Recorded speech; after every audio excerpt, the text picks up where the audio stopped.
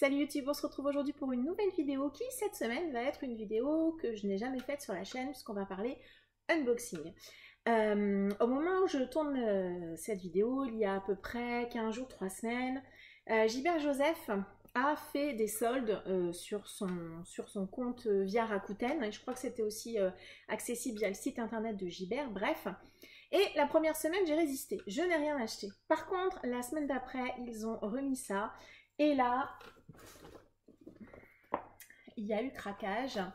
Et donc, comme j'ai quand même commandé pas mal de livres, je me suis dit que j'allais faire un unboxing. Alors, entre le moment où j'ai commandé et le moment où j'ai reçu le colis, ce colis, ça fait à peu près 2 ou 3 jours qu'il est là chez moi. Je l'ai juste pré-ouvert, j'ai juste voilà, ouvert un petit peu le carton pour vous épargner le bruit de l'arrachage.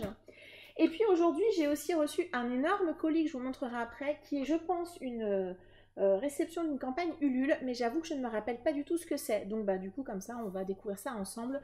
Le hasard a fait qu'aujourd'hui, on va faire 2 unboxings. Donc, je vais commencer par le carton de chez Gilbert. Vu que je ne me rappelle pas, désolé pour le bruit, de ce que j'ai acheté. Je vais peut-être le poser. Finalement, l'autre carton, il va m'être bien utile. Qu'est-ce que j'ai acheté? Ah, ça, c'est la pub.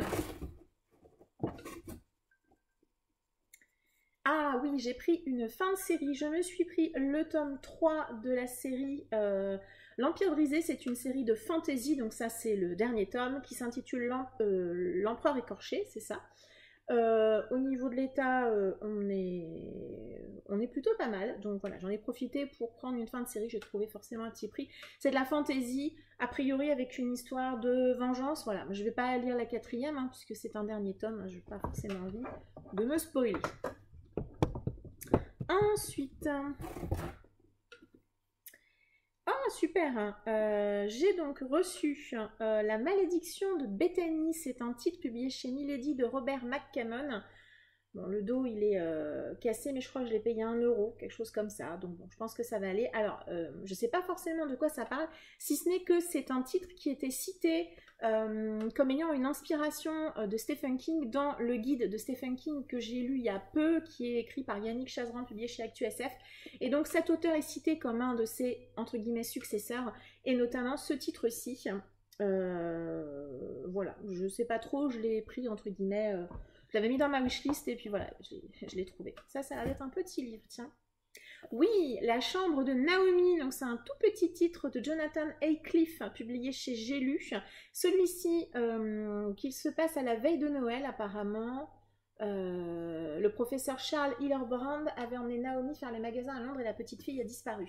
Ça, c'est un titre qui a été cité notamment par Jodie des Livres de la Crypte comme un classique du roman d'horreur américain. Donc, je l'avais mis en wishlist, je l'ai trouvé.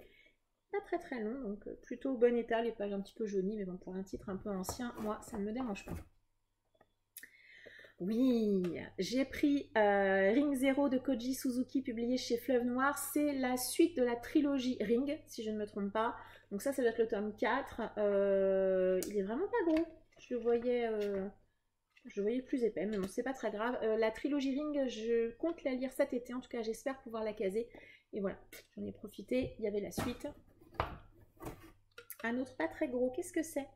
Un Dean Koontz, Le Rideau de Ténèbres, publié chez Pocket. Celui-là, il était dans ma wishlist. Ça fait partie des Dean Koontz qui étaient dans ma wishlist. Alors, soit recommandé par Jodie, ou voilà, peut-être par quelqu'un d'autre, ou un classique à lire. Je ne sais pas de quoi ça parle, je l'ai pris pour l'auteur. Tout simplement. Oui, alors là, celui-ci, je ne sais pas si je vais le garder. Il est vraiment super abîmé. Donc c'est Graines d'épouvante de Jack Finney, c'est publié chez Clancier Guénaud. Et alors vous vous dites, qu'est-ce que c'est que ça? Ça, c'est L'Invasion des profanateurs. Voilà, c'était publié à l'origine sous ce titre-ci en France, Graines d'épouvante, et puis après ça a été renommé sous L'Invasion des profanateurs. Je suis pas sûre de le garder celui-ci, il est vraiment très très très abîmé. Je sais pas si je vais le garder. En plus, j'ai vu, là il y a pas longtemps, que a priori il y a une édition de L'Invasion des profanateurs qui va ressortir chez le Bélial, si j'ai bien vu. Alors est-ce que c'est vraiment celui-ci ou autre chose? Mais enfin il me semble bien que c'est celui-ci, donc je sais pas si je vais le garder. Est-ce qu'il est vraiment... Je ne sais pas, à voir. Mais bon, en tout cas j'étais contente de le trouver. Si jamais vous ne le savez pas, c'est donc le roman qui porte le nom maintenant de l'Invasion des profanateurs. Et je l'ai pris parce que l'Invasion des profanateurs, il n'est pas évident à trouver à un prix décent, j'entends. Et celui-ci, les gens ne savent pas forcément que c'est le titre à l'origine. Un Masterton, Tengu, publié au Fleuve Noir. Je l'ai pris parce que c'est Masterton et parce qu'on va être sur de l'horreur avec un démon japonais. Donc combo, j'allais dire parfait pour moi. Oui, alors celui-ci, je désespérais de le trouver en Emmaüs ou en recyclerie ou en magasin d'occasion. C'est Les Marécages de Joe R. Lansdale, publié chez Folio Policier. Recommandation principale de Séverine. Il est bien ce livre, un roman, je pense, plutôt noir, ce qui se passe au fin fond de l'Amérique, très probablement.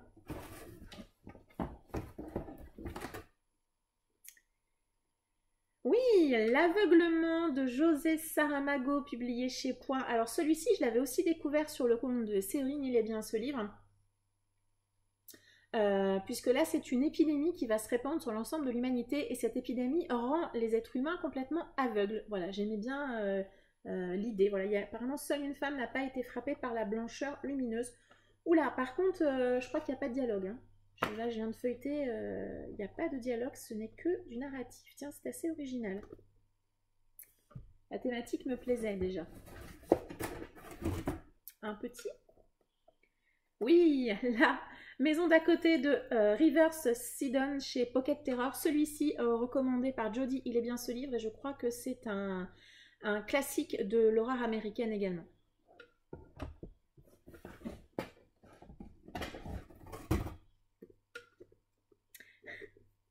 Premier à mourir de James Patterson, publié chez Pocket, il est vraiment plutôt en bon état. Donc ça, c'est une... Donc James Patterson, c'est un auteur dont j'ai lu quelques titres. Alors honnêtement, voilà, de ce que j'ai lu, c'est pas du policier ou du thriller, non, du policier forcément hyper original. Mais cette série-là particulièrement, j'avais envie de la lire, principalement parce que c'est la série du Women's Murder Club. Et ici, on va y suivre alors 3 femmes. Il y a une inspectrice, une médecin légiste, je me demande s'il n'y a pas une journaliste également, qui donc vont mener des enquêtes. Et j'avais trouvé pas mal de tomes de cette série, le Women Murder Club, en Emmaüs et en recyclerie, et je ne trouvais jamais le premier. Donc bah voilà, je l'ai pris. Et alors l'avantage de cette série, c'est que tous les titres de chaque tome démarrent par le numéro. Voilà, c'est-à-dire que premier à mourir, c'est le premier tome. Je ne sais pas s'il y a les autres intitulés. Ah ben non, on les a pas. Tiens, c'est étonnant. Mais bref, le deuxième tome s'appelle Seconde Chance, je crois, quelque chose comme ça. Voilà, vous avez compris l'idée, je pense. Voilà, je me suis enfin décidée, comme ça, je vais pouvoir démarrer la série du Women Murder Club. Suite de série Fantasy, Le sang des 7 rois de Régis Godin, c'est publié chez La Talente dans leur collection Poche. J'ai le tome 1 en service presse que je n'ai pas encore lu, c'est une honte. Donc voilà, j'ai acheté le tome 2. Je ne sais pas si ça me plaira, mais c'est vrai que les titres de La Talente, on ne les trouve pas forcément toujours en occasion. Voilà, c'était la bonne opportunité. J'aime vraiment beaucoup cette nouvelle charte graphique que propose La Talente sur ses poches. Je ne sais pas si c'est le contour blanc, j'aime beaucoup. Je me demande si c'est pas une illustration de Didier Graffet sur la couve, je ne sais pas si c'est écrit. Non, je vois pas, mais ça ressemblerait pas mal à ce qu'il peut proposer. En tout cas, moi, je suis très contente et je crois que il en reste qu'un. Est-ce qu'il en reste encore un après? Ouais, il en reste 2. C'est ça, 2. Tac. C'est L'heure du Louf de Robert McCammon, Pocket Terror, donc un peu comme tout à l'heure l'histoire de Bethany. C'est aussi parce que il est cité dans le roman de King comme un des... Alors peut-être pas successeur, mais en tout cas qui a des inspirations de King dans ses œuvres, donc c'est pour ça que je l'ai pris. Et le dernier, c'est aussi un Dean Koontz, un Pocket Terror, Fièvre de glace. Il était dans ma wishlist celui-là aussi, donc pourquoi, comment, je sais pas. J'ai une wishlist aussi monstrueuse que ma palle, mais je l'ai trouvé. C'est vrai que ces couves étaient vraiment, vraiment sympas. Je sais pas s'il la referait aujourd'hui, en tout cas... elles ont vraiment leur style à elles et ça c'est plutôt cool. Donc voilà, ça c'était l'unboxing de tous mes titres de chez Gibert. Je vérifie qu'il n'y en a pas d'autres. Non, j'en ai pas oublié un au fond, c'est déjà beaucoup, on est bien d'accord. Et ensuite, donc cet autre carton, alors hop, je vais vous le montrer avant. Regardez-moi la taille de ce carton. Alors c'est un carton Amazon, mais je pense que c'est du recyclage de la personne qui me l'a envoyé. Je pense que c'est une campagne Ulule, parce que si c'est quelque chose que j'ai acheté et que j'ai complètement oublié, ça sera un énorme fail. C'est super bien emballé. Oh oui, magnifiquement emballé. Ça y est, je vois ce que c'est, je sais ce que c'est. Ça tombe tellement bien. Je suis désolée pour le bruit. Alors déjà, on a des goodies. Alors déjà, j'ai une superbe lettre avec un très joli cachet. C'est absolument magnifique. Oh, je vais pas vous montrer, sinon vous allez deviner ce que c'est. C'est donc un pins avec une rose et une autre fleur. Je ne suis pas du tout douée en fleurs.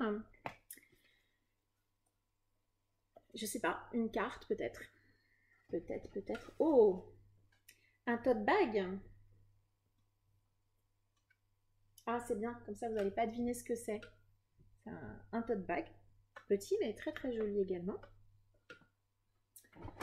Je vais pas vous montrer, je vous montrerai après. Ce sont deux livrets des personnages avec des dessins des personnages et je pense une petite description. Et ensuite, les 4 tomes en hardback. Oui, j'ai craqué lors de la campagne Ulule de l'année dernière. Alors voilà. Les 4 tomes des chroniques des fleurs d'opale. Donc on est sur du hardback absolument magnifique. Hein. Il est superbe. Voilà. Magnifique. Donc les 4 livres normalement sont dédicacés avec un... Comment ça s'appelle, un tampon embossé fleur d'opale. C'est vraiment magnifique. Donc ça c'est la partie 1 tome 1. Si jamais vous ne connaissez pas, ça c'est la partie 1 tome 2. Ce sont des méga briquettes, hein, on est bien d'accord. Et est-ce qu'on est sur également un titre noir? Ah, pas tout à fait, plutôt chocolat. Ils sont magnifiques. Ils sont vraiment sublimes. Et ensuite, le tome 2, partie 1. Regardez-moi ça. Le travail est absolument magnifique. Plutôt un bleu, donc à l'intérieur, en fait, à chaque fois, on a une petite chose comme ça. Qui est superbe. Et le tome 2, partie 2, je crois qu'il est encore plus gros. Vraiment absolument superbe. Chaque fois on a un petit signet et là on est plutôt sur du chocolat aussi, je crois. C'est absolument magnifique, vraiment superbe réception. Ça vaut le coup des fois. Donc voilà, ça ce sont donc les livrets des personnages. Il n'y a pas de, je sais pas s'il y a tome 1, tome 2. Ah si, il y en a un qui concerne la fougue d'Ulysse et l'autre qui concerne la candeur de la rose. Donc je pense que c'est la partie 1 et l'autre la partie 2, très probablement, avec quelques petites illustrations. Voilà, donc je regarderai après. On va juste regarder ce que c'est que ça. Ah oui, c'est une carte. Forcément, c'est une carte du monde des fleurs d'opale. Super jolie. Et donc après j'ai l'enveloppe. Oh là là, ça fait mal au cœur d'abîmer quand même le scellé. Quel dommage. Mais bon, c'est compliqué de ne pas le casser. Même. Si je veux ouvrir l'enveloppe quelque part, je suis un petit peu obligée. On est bien d'accord. Oh, qu'est-ce qu'il y a, plein de trucs à l'intérieur. Plein de choses. Il y a... Oh là là, qu'est-ce que c'est que tout ça? Plein de choses. Donc on a un badge, une pièce, je suppose. Donc des marque-pages qui sont à l'effigie des 4 romans. Je sais pas ce que c'est. Par les 5 couillons de Pitrir, hein, ça doit, et tête de cul, hein, ça doit avoir un rapport avec les romans, je suppose. On a une planche de stickers et puis plein de cartes. Ah, et des illustrations des fan art qui reprennent, je suppose, les personnages. Ah, elles sont Elles sont vraiment magnifiques. Et alors les cartes postales qui reprennent les 4 couves, c'est absolument, absolument sublime. Je ferai des jolies photos pour mettre sur mon compte Instagram après. Enfin, peut-être pas aujourd'hui, peut-être ce week-end. Mais c'est magnifique. Vraiment magnifique. Bon, et ben maintenant il va falloir que je range tout ça. J'espère que cette petite vidéo unboxing tout en modestie vous aura plu. N'hésitez pas à m'indiquer en commentaire si vous avez lu du coup certains des livres que j'ai achetés chez Gibert, ou si vous aussi vous avez participé à la campagne Ulule de Yelena et que vous avez acheté ces sublimes versions de sa série et Chroniques des fleurs d'opale. Je vous remercie de m'avoir suivi. N'hésitez pas à me laisser un commentaire. Je vous souhaite une très agréable journée et je vous dis à très bientôt. Ciao!